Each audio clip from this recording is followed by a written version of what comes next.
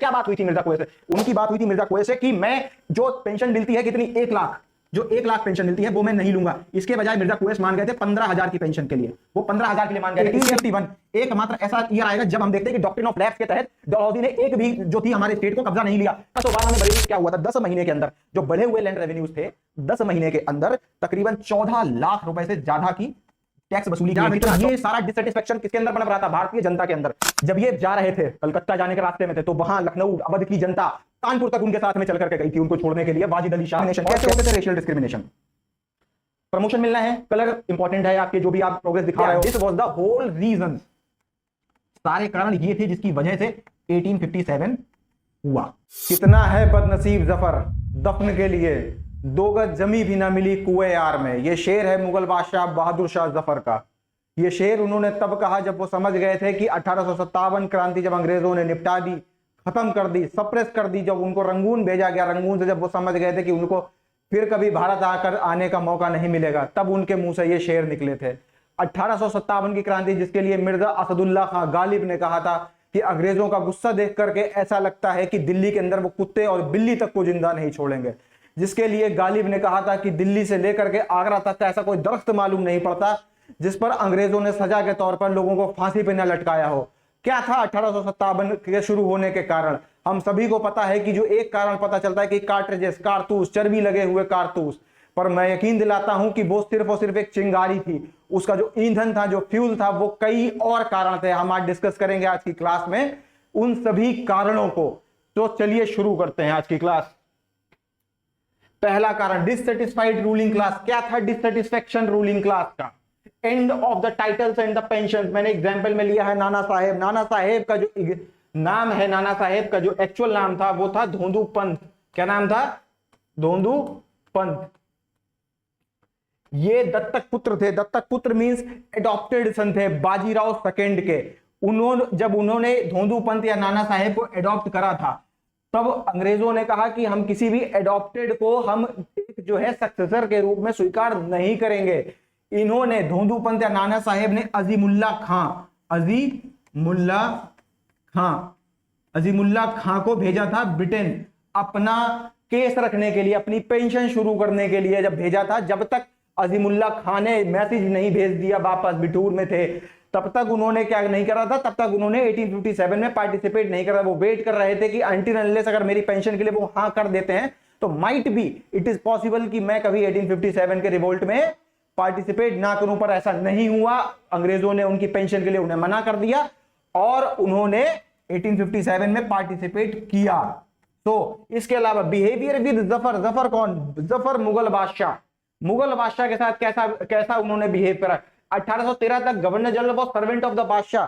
1813 वो सन है जब तक गवर्नर जनरल जो अंग्रेज का होता था वो क्या मानते थे? वो अपने आप को नौकर कहा करते थे। किसका? मुगल बादशाह का। खिदवी खास, यानी इसका मतलब होता है खास नौकर। जिस मोहर पे जो मोहर लगाई जाती थी अंग्रेजों के कागज, अंग्रेजों के दस्तावेजों पर, जिस मोहर पे गवर्नर जनरल का नाम होता था उस पर यह टाइटल लिखा होता था खिदवी खास, यानी कि बादशाह का खास नौकर। ये लिखा होना बंद हो गया कब से? 1813 से। यानी अंग्रेज अपनी सुप्रीमेसी मुगल बादशाह तक को दिखाने लगे थे। क्वाइनेज एक्ट क्या था? 1835 में आया हुआ क्वाइनेज एक्ट। 1835 में उन्होंने स्टैंडर्डाइजेशन के नाम पर क्वाइनेज एक्ट में उन्होंने मुगल जो रूलर थे बहादुर शाह जफर, उनके नाम को हटा दिया गया और इसके बजाय उन्होंने ब्रिटेन के किंग के फोटोज का इस्तेमाल करना शुरू कर दिया। इसके बाद आता है जमा वक्त वर्सेस मिर्जा कुवैस। क्या था ये पूरा सिनेरियो? जब बहादुर शाह जफर के पास में एक चीज पहुंची कि भाई हमको जो है अपना युवराज, अपना शहजादा घोषित करना पड़ेगा, तो जफर जो थे वो जमा वक्त के पक्ष में थे। वो चाहते थे कि जमा वक्त को जो है मैं अगला बादशाह बनाऊं। लेकिन अंग्रेजों की पहले ही बात हो चुकी थी मिर्जा कुवैस से। क्या बात हुई थी मिर्जा कुवैस से? उनकी बात हुई थी मिर्जा कुवैस से कि मैं जो पेंशन मिलती है कितनी, 1 लाख, जो 1 लाख पेंशन मिलती है वो मैं नहीं लूंगा। इसके बजाय मिर्जा कुवैस मान गए थे 15,000 की पेंशन के लिए। वो 15,000 के लिए मान गए थे। इसके अलावा मिर्जा कुवैस ने और क्या वादा करा था? मिर्जा कुवैस ने कहा था कि जो शहजादा है, शहजादा का टाइटल जो है, मैं कभी भी अपने आप को बादशाह, अपने आप को राजा नहीं बोलूंगा। हमेशा के और हमेशा हमेशा के लिए मैं शहजादा की जो पदवी है, शहजादा का जो टाइटल है, मैं उसी को लेकर के खुश रहूंगा। एक और बात उन्होंने कही, उसके लिए हामी भरी थी। रेड फोर्ट, मुगल बादशाह हम सभी को पता है रेड फोर्ट या लाल किले में रहा करते थे। उन्होंने कहा था कि मैं रेड फोर्ट में नहीं रहूंगा, इसको मैं खाली कर दूंगा। कहां रहूंगा? मैं रहूंगा कुतुब मीनार के पास के एक छोटे से महल में। वो रहने के लिए मान गए थे। जब ये सारी शर्तें मान ली थी किसने? मिर्जा कोयस ने। तो अंग्रेजों ने जो सपोर्ट किया, मिर्जा कोयस का सपोर्ट करा और जवां बख्त को सपोर्ट नहीं करा। मजबूरन जफर को, मिर्जा कोयस को अपना युवराज घोषित करना पड़ा। इसके अलावा टाइटल खत्म कर दिया था एम्परर का। इसके बाद से जो उनको टाइटल दिया जाने लगा था राजा, उन्होंने कहा सम्राट नहीं कहा जाएगा। इसके अलावा डॉक्ट्रिन ऑफ लैप्स क्या था? ये शुरू करा था 1848 में। और इसके बाद ये सारे दो सिलसिले से तुमको याद ही करने पड़ेंगे। कोई ट्रिक नहीं है, कुछ नहीं है, बेसिक रट्टा है, मारना शुरू करो। बस एक चीज याद रखनी है कि 1851 एकमात्र ऐसा ईयर आएगा जब हम देखते हैं कि डॉक्ट्रिन ऑफ लैप्स के तहत डलहौजी ने एक भी जो थी हमारे स्टेट को कब्जा नहीं लिया।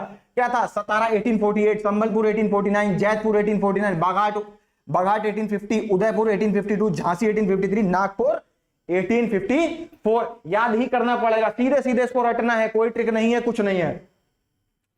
फर्दर इकोनॉमिक कॉजेस क्या थे? Economic causes, land revenue system. 1812 में बरेली में क्या हुआ था? 10 महीने के अंदर जो बढ़े हुए लैंड रेवेन्यूज थे, 10 महीने के अंदर तकरीबन 14 लाख रुपए से ज्यादा की टैक्स वसूली की गई। कितना? 14 लाख से ज्यादा नहीं। फॉर एग्जाम्पल, वो पहले एक्स अमाउंट वसूल रहे थे, एक्स्ट्रा 14 लाख से ज्यादा अमाउंट आ गया 10 महीने के अंदर।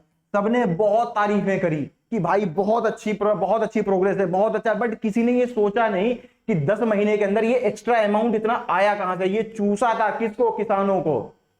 तो इसके बाद इनाम कमीशन कब आया था? 1852। इसके नाम में दिख रहा है इनाम। क्या था इनाम से रिलेटेड? ऐसी जागीरें जो कि पहले राजाओं ने खुश होकर के दान में दी थी, उन पर कोई भी टैक्स नहीं वसूला जाता था। तो जब टैक्स नहीं वसूला जाता तो ये बात अंग्रेजों को बिल्कुल अच्छी नहीं लग रही थी। तो उन्होंने इनाम कमीशन जब वो लेकर के आए 1852 में, तो उन्होंने ये मेक श्योर करा कि आप उन जागीरों के कागज दिखाओ। अब ऑब्वियस सी बात है, जब हम किसी को कुछ इनाम में देते हैं, कुछ गिफ्ट देते हैं, तो हम उसकी रजिस्ट्री नहीं कराते हैं।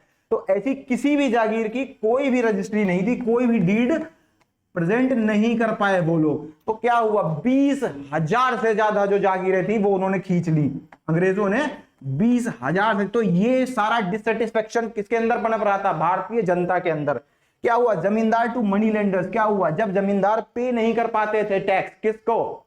अंग्रेजों को, तो क्या हुआ? ये सारा का सारा जो पैसा था, ये सारी की सारी ये जमीनें थी, ये मनी लेंडर्स को दे दी गई। उन लोगों को सूदखोर कहां होते थे? ये होते थे शहर में।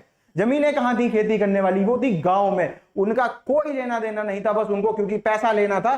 तो जब ये जमीनें चली गई, एक पुराना एक ट्रेडिशन होता था कि ऑल्दो जमींदार ऐसा वर्ग होता था जो कि टैक्स वसूलता था, अंग्रेजों को देता था, लेकिन मुसीबत के टाइम पर कभी कोई किसान ऐसा बोलता था कि नहीं नहीं मेरी ये पर्टिकुलर प्रॉब्लम चल रही, तो वो उसको छोड़ देते थे। जनरली मनी लेंडर्स के अंदर ये वाली चीज नहीं थी। ये पुरानी परंपरा से वो अवगत ही नहीं थे। उनको पता ही नहीं था कि ऐसा ही हेल्प भी करी जाती है। उनका सिर्फ और सिर्फ एक ही काम था, पैसा वसूलना। अगेन इससे क्या हुआ? हमारे पीजेंट्स, हमारे किसान, हमारे फार्मर्स और ज्यादा नाखुश हुए। आगे अवध, क्या हुआ अवध में? 1856 में आउट्रम की रिपोर्ट पे, किसकी? आउट्रम ने ये बोला था कि अवध में मिसरूल है, राइट। अवध में मिसरूल का इल्जाम लगा करके आउट्रम की रिपोर्ट पे डलहौजी ने अवध को कैप्चर कर लिया, अपने अंडर ले लिया। इनके जो नवाब थे उस वक्त, उनका नाम था वाजिद अली शाह। वाजिद अली शाह। और इनको निर्वासित कर दिया गया कहां? इनको निर्वासित कर दिया गया मटिया बुर्ज। ये जगह है कलकत्ता में। इनको मटिया बुर्ज भेज दिया गया। जब ये जा रहे थे, कलकत्ता जाने के रास्ते में थे, तो वहां लखनऊ अवध की जनता कानपुर तक उनके साथ में चल करके गई थी उनको छोड़ने के लिए, वाजिद अली शाह। और कहते हैं एक बड़ी ही बहुत अच्छी ही एक कहानी चलती है इससे रिलेटेड। कुछ हिस्टोरियंस इसको फैक्ट चेक करते हैं, कुछ इसको बहुत ज्यादा नहीं मानते हैं, बट हाँ एक कहानी है कि जब वाजिद अली शाह को अंग्रेज पकड़ने पहुंचे तो वो वहीं पर अपने सिंहासन पर बैठे मिले। कहते हैं ना नवाब हो गए हो क्या, एक कहानी आती है, वो कहानी, वो नवाब बोल देना कि तुम नवाब हो गए हो क्या, वो इस ही इंसिडेंट से आती है। क्या हुआ था कि वो बैठे मिले, अंग्रेजों ने पूछा कि जब सब आपके दरबारी भाग रहे थे, भाग गए कि हम लोग आ रहे हैं, आप क्यों नहीं भागे? पता है उन्होंने क्या जवाब दिया? उन्होंने जवाब दिया कि कोई मुझे जूती पहनाने वाला नहीं था। तो उन्होंने अपने आप को पकड़ जाना कबूल कर दिया, लेकिन खुद से जूती नहीं पहनी। ये थे वाजिद अली शाह, नवाब ऑफ अवध। इसके बाद एक चीज और थी, अवध को ना क्या बोलते हैं? अवध को बोलते हैं पौधशाला। क्या किसकी पौधशाला? इसको बोलते हैं पौधशाला। इसकी पौधशाला बंगाल आर्मी की। बंगाल आर्मी में 70,000 से ज्यादा जो सैनिक थे ना, वो अवध से आते थे। 70,000 से ज्यादा सैनिक अवध से आते थे। अवध के ही जो राजा थे, अवध के ही जो नवाब थे, उनके ऊपर ही अंग्रेजों ने जब कैप्चर करने का सोचा, कैप्चर कर लिया, तो आर्मी के अंदर जो डिससेटिस्फेक्शन आया वो हमको बाद के जो रिवोल्ट हुआ उसमें हमको आर्मी में देखने को मिला। तो ये प्रॉब्लम्स हो रखी थी अवध में। इसके बाद के जो और हमारे पास जो कारण थे, सोशियो रिलीजियस कॉजेस। क्या कारण थे? सामाजिक और धार्मिक मुद्दे ऐसे क्या थे कि भाई हम लोग उन वजहों से भी अंग्रेजों से नाराज थे। क्या था? Charter act. चार्टर एक्ट तो कई सारे आए हैं दोस्त, 1813 में आया, 1833 में आया। हम लोग किसकी बात कर रहे हैं? हम बात कर रहे हैं 1813 वाले की। क्या हुआ था 1813 के चार्टर एक्ट में? 1813 के चार्टर एक्ट में जो हुआ था वो ये था कि जो मिशनरीज थे, वो लोग जो कि क्रिश्चियनिटी फैलाने का काम करते थे, उनको फ्री हैंड दिया गया।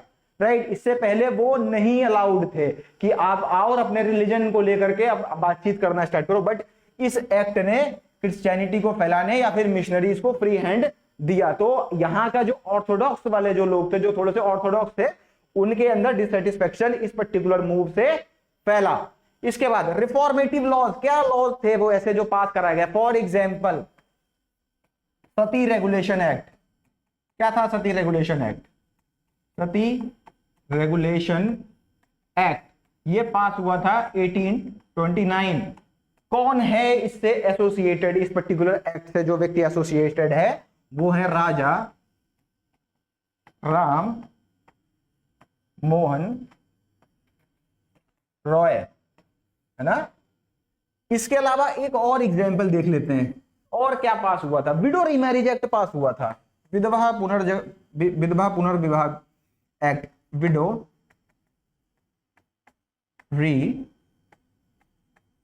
मैरिज एक्ट, ये कब पास हुआ? ये पास हुआ था 1856 में। इससे कौन रिलेटेड था? इससे कौन एसोसिएटेड था? ये एक्ट पास हो जाए इसके लिए किसने बहुत मेहनत करी थी? इसके लिए मेहनत करी थी ईश्वर चंद्र विद्यासागर। किसने? ईश्वर चंद्र विद्यासागर। याद रखना है कि ये एक्ट किससे एसोसिएटेड थे? Window remarriage act 1856, Ishwar Chandra Vidyasagar इससे एसोसिएटेड है। सती रेगुलेशन एक्ट 1829 इससे एसोसिएटेड है Raja Ram Mohan Roy. Further caste disabilities act, एक यहां पे वर्ड और होता है, जब इसका पूरा नाम होता है कास्ट डिसेबिलिटीज रिमूवल एक्ट। क्या बोलते हैं इसको? Caste disabilities removal act. क्या था इस एक्ट में कि इसको लेकर के भी ऑर्थोडॉक्स जो लोग थे वो बहुत परेशान हो गए। वो अंग्रेजों के लिए उनके अंदर डिसेबिलिटी एक ऐसी मतलब ऐसी भावना आ गई कि अंग्रेज जो है हमारे रिलीजन को ही बहुत ही जो है बहुत ही सूक्ष्म तरीके से देखना चाहते हैं और इसको खत्म करने की कोशिश कर रहे हैं। क्या था कास्ट डिसेबिलिटीज रिमूवल एक्ट? पहले एक रूल होता था सोसाइटी में कि अगर आपने अपना धर्म परिवर्तन कर लिया तो आपकी जो पैतृक संपत्ति है, जो एंसेस्ट्रल प्रॉपर्टीज हैं, उससे आपका अधिकार खत्म हो जाता था। बट इस एक्ट ने मेक श्योर करा कि कानूनी रूप से अब ऐसा नहीं होगा। If anyone wants to convert तो इट वोंट हैपन कि आपकी जो एंसेस्ट्रल प्रॉपर्टी है उससे आपके राइट्स खत्म हो जाएंगे। तो अगेन इससे क्या हुआ? इससे बल मिला किसको? इस पर्टिकुलर 1813 के चार्टर एक्ट को। क्यों? क्योंकि भाई साहब अब जो है ये नहीं हो सकता। अब जो है चार्टर एक्ट के तहत मिशनरीज हैं इंडिया में, वो अपने रिलीजन को फैला रहे हैं। जो व्यक्ति इनकी बात मान लेगा, जो पहले एक चेक आ जाता था कि भाई अगर आप बदल गए ना, अगर आपने अपना रिलीजन चेंज कर लिया, आपको आपकी एंसेस्ट्रल प्रॉपर्टी से ही आपके हक खत्म हो जाएंगे। बट इस एक्ट ने मेक श्योर कर दिया कि ऐसा नहीं होगा। बट ये कब पास हुआ था? ये पास हुआ था 1850 में। राइट? आगे के रीजंस देखते हैं। क्या था? Military causes. अगेन मेन जो हम सबसे ज्यादा सुनते हैं, क्या? पहला रेशियल डिस्क्रिमिनेशन। कैसे होते थे रेशियल डिस्क्रिमिनेशन? प्रमोशन मिलना है, कलर इंपॉर्टेंट है, आपके जो भी आप प्रोग्रेस दिखा रहे हो, आपके क्या चार्ट्स आपके कह रहे हैं, आप किस तरीके से परफॉर्म कर रहे हो, वो सब कुछ सेकेंडरी है। पहले बताओ आप कलर क्या है, आप ब्राउन हो या फिर व्हाइट हो। सो हर चीज में ये आता था, ये हम उनके अलाउंसेस में लगता था, राइट। प्रमोशंस में ये कलर वाला जो डिस्क्रिमिनेशन था ये होता था। इसके अलावा और किसमें? तो अलाउंसेस, प्रमोशंस, सैलरी में ये होता था। सो colour was the thing which was the discriminatory thing here. Then comes Indian Post Office Act 1854. क्या हुआ इस पर्टिकुलर पोस्ट ऑफिस एक्ट से? स्टैंडर्डाइजेशन के नाम पे what ब्रिटिशर डिड, जो सिपाही, जो हमारे जो सैनिक थे ना, उनके पास एक लिबर्टी होती थी क्या, कि उनको कंसेशन और फ्री ऑफ कॉस्ट उनको इंडिया पोस्ट के तहत वो एक कोई भी मैसेज अपने फैमिली तक पहुंचा सकते थे। बट इसमें स्टैंडर्डाइजेशन के नाम पे ये वाली लिबर्टी अंग्रेजों ने उन सिपाहियों की खत्म कर दी। सो अगेन इससे भी गुस्सा आ गया लोगों में। इसके अलावा जनरल सर्विस एनलिस्टमेंट एक्ट, इसको समझने से पहले हमको एक चीज समझनी पड़ेगी। ये एक्ट पास हुआ था 1856 में। वो ये कि उस वक्त एक नॉर्म होता था कि अगर आपने समुद्र, सी, ओशन अगर आपने पार करके दूसरी तरफ चले गए तो आप अपने धर्म से बाहर हो चुके हो। अब आप जो भी थे, if you are Hindu now you are not a Hindu, if you are Muslim now you are not a Muslim. तो ये होता था। अब जनरल सर्विस एनलिस्टमेंट एक्ट के तहत क्या हुआ, अंग्रेजों को ये ताकत मिल गई। क्या मिल गई? कि कोई भी व्यक्ति इंडिया में इंडियन है और उसको जो है नौकरी कर रहा है, जॉब कर रहा है आर्मी में, but now what they can do is, वो कहीं पे भी उसको पोस्टिंग दे सकते हैं across colonies of the Britain की जहां जहां कॉलोनीज हैं वो उनको कहीं पे भी जॉब दे सकते हैं, कहीं पे भी उनकी पोस्टिंग कर सकते हैं। इसकी वजह से क्या हुआ कि भाई जो हमारा जो ऑर्थोडॉक्स सिपाही थे, उनके मन में क्या है कि भाई आप ना मेरे को समंदर के बाहर जैसे ही नौकरी दोगे ना, समंदर पार करके मुझे जाना पड़ेगा, उससे मुझे क्या होगा, मेरा रिलीजन खत्म हो जाएगा, मैं अपने रिलीजन से बाहर हो जाऊंगा। So again it became a problematic thing. Then comes the Enfield rifle only spark. मैंने लिखा है कि भाई जो एनफील्ड राइफल थी ना, ये राइफल इंट्रोड्यूस करी गई थी कब? जनवरी 1857 में। ये राइफल अंग्रेज लेकर के आए थे, एनफील्ड नाम था राइफल का, जनवरी 1857 में। इसने किस पर्टिकुलर बंदूक को रिप्लेस कर रहा था? तो इससे पहले जो बंदूक चलती थी उस बंदूक का नाम था brown base. So Brown Bess was replaced by the Enfield rifle which was introduced in January 1857। और इसी ही राइफल जो एनफील्ड थी, इसी ही राइफल के जो कारतूस, जो कार्टेजेस थे, उसको लेकर के एक भ्रांति फैली। अगेन हिस्टोरियंस में बहुत ज्यादा डिवाइडेड है कि क्या ऐसा था, क्या ऐसा नहीं था। तो क्या डिवीजन है कि भाई क्या इसमें गाय और सुअर की चर्बी लगी थी या नहीं लगी थी। बट अगेन हमारे जो आर्मी में था, जो हमारे सिपाही थे, जो हमारे सोल्जर्स थे, उनके अंदर ये चीज बहुत कायदे से अंदर घुस गई कि हाँ ऐसा है। कैसे हुआ था? बात है डमडम की। डमडम होता था कैंट। क्या हुआ था यहाँ पे एक व्यक्ति थे मंगल पांडे। से पहले क्या हुआ, कास्ट का एक आ जाता है यहाँ पे सीन। एक व्यक्ति जो कि तथाकथित लोअर कास्ट से था, उस व्यक्ति ने उस सिपाही से पानी मांगा कि हमको प्लीज आप पानी दे दो, मुझे पानी पीना है। ही डिनाइड, ही सेड कि भाई तुम ना लोअर कास्ट से हो, मैं तुम्हें पानी नहीं दे सकता। तो उसने तंज में कहा, उसने सार्कास्टिक वे में कहा कि क्या बात करते हो अपनी कास्ट की, बस थोड़े दिन रुक जाओ, जब तुम उस कारतूस को मुंह से छील रहे होगे तुमने धर्म से भी दूर हो जाओगे। जब ये तंज में कहा गया तो ये चीज उस सिपाही के अंदर घर कर गई। उसने अपने फर्दर जांच करी and he got to know कि हाँ ऐसा है। अगेन हिस्टोरियंस में डिवाइडेड हैं, कुछ कहते हैं कि नहीं सिर्फ और सिर्फ अफवाह थी, कुछ कहते हैं नहीं ऐसा एक्चुअल में था। एज अ स्टूडेंट हमें दोनों पता होने चाहिए। सो या this was the whole reason, सारे कारण ये थे जिसकी वजह से 1857 हुआ। 1857 में क्या हुआ था? रिवोल्ट हुआ था। Carthages were not the only reason. They were that particular thing was just the spark, right? Fuel was like there were so many reasons. So yeah, for now, bye.